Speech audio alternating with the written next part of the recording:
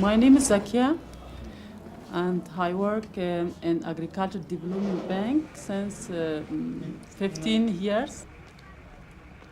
بانک زراعتی کار میکردم و فاکولته اقتصاد خلاص کردم و اونجا کار میکردم. طفلای خودم یک بچه وقت داشتم او را میبردم کودکستان. بسیار زندگیم با آرامی تیر میشد. باز وقتی که طالب آمد خانه شدیم دیگه کدام مصرفیت غیر از اولادداری نداشتم. دو طفل دیگه در اون وقت بر من پیدا یکی دخترک یک بچه و مصروف از اونا بودم. مثلا من خودم شخصا گرچه مصروف بودم جگرخون بودم که دیگه از وظیفه و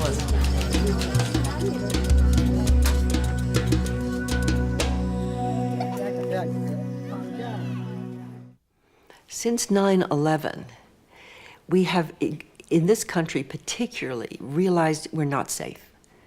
And insecurity has grown as military power increases.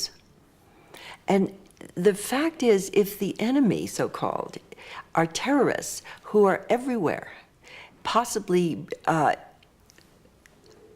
enlarged by social conditions that are very difficult for people, that if we're going to be safe, I think it's like a body that's sick. Terrorism is a sickness. And the way to protect ourselves against it includes proper intelligence, proper force where needed. But far more than that includes strengthening the social immune system. And what that would mean to me, strengthening the circles, the healers, the connectors, the ones with compassion, the ones with conflict resolution, the peace builders. Because if they are not strengthened and connected, I don't think we'll ever be safe.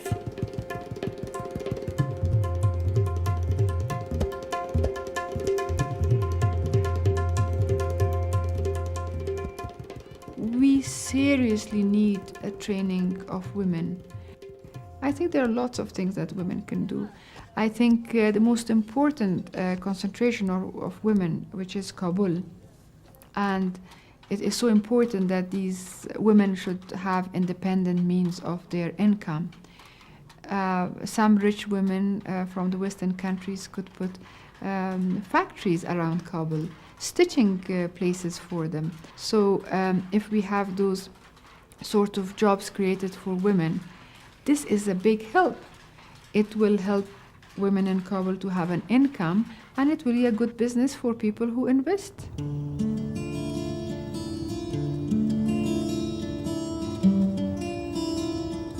Hey, how are you?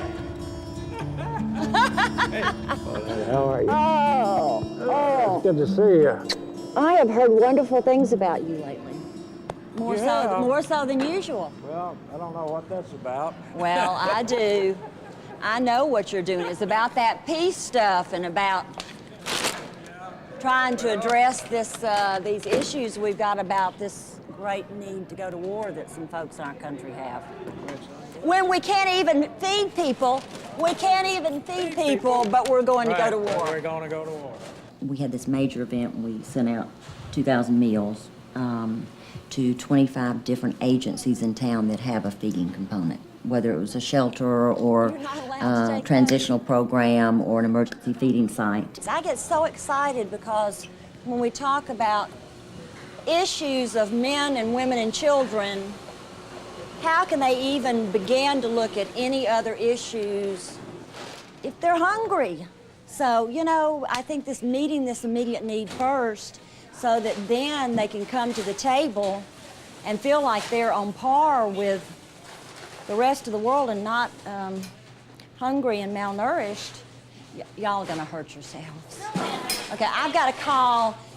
Did you talk to Jim? Yes, Jimmy's getting Jesse's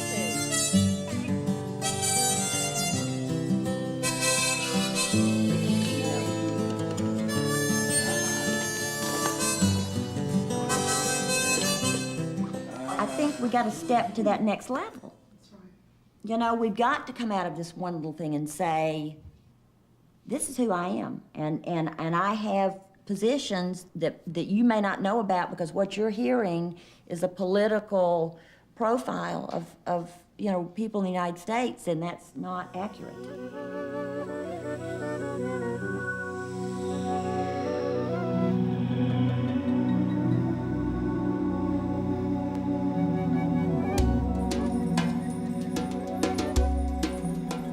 My name is Mary McMakin. I have a little NGO here in Kabul, Afghanistan, dedicated to helping women earn a living for themselves and their families. I met Nahid, I think it was Paul Bashar and Naida that brought her to the office. She wanted to work.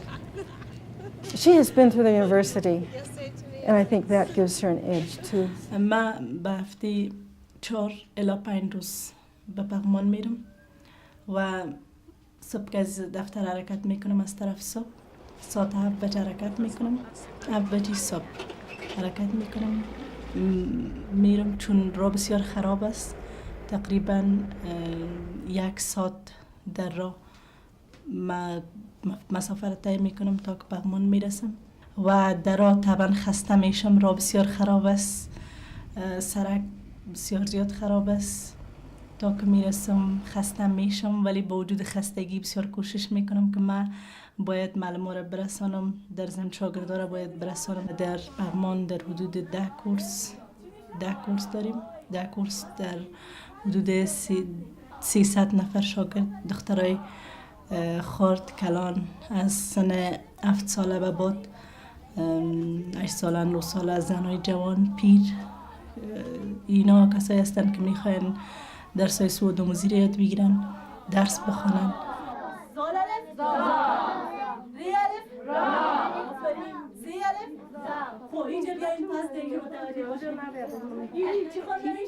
And the fact that all these Mujahideen-based families have allowed their girls to go to these home schools is a big step forward. And I think we have to be very grateful for that. And that's why we don't want to endanger it. We don't want to take any chances that the men will totally stop the whole process.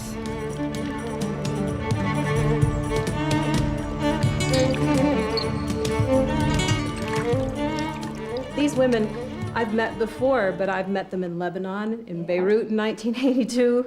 I've met them in Palestine, in refugee camps. I've seen them in Jordan and Egypt. And it's the same story. My husband, my brother died because there was no medical care. This is another version of the same story. And I just, again, feel like I have to try and change that story. And I know all of you in the room are doing that in the various parts of that story. It's like a very big story with lots of chapters. It remains very important to ask the question, how do we achieve peace? It's not a simple question, and it might actually differ from one context to the other, from one country to the other. But there are some general conceptions that we can talk about that fall, as an answer to this question. You cannot have peace if you are refusing to hear the other. Because if peace is the opposite of violence or chaos or disharmony, then what is creating this disharmony? What is creating the conflict? There are usually at least 2 points of view.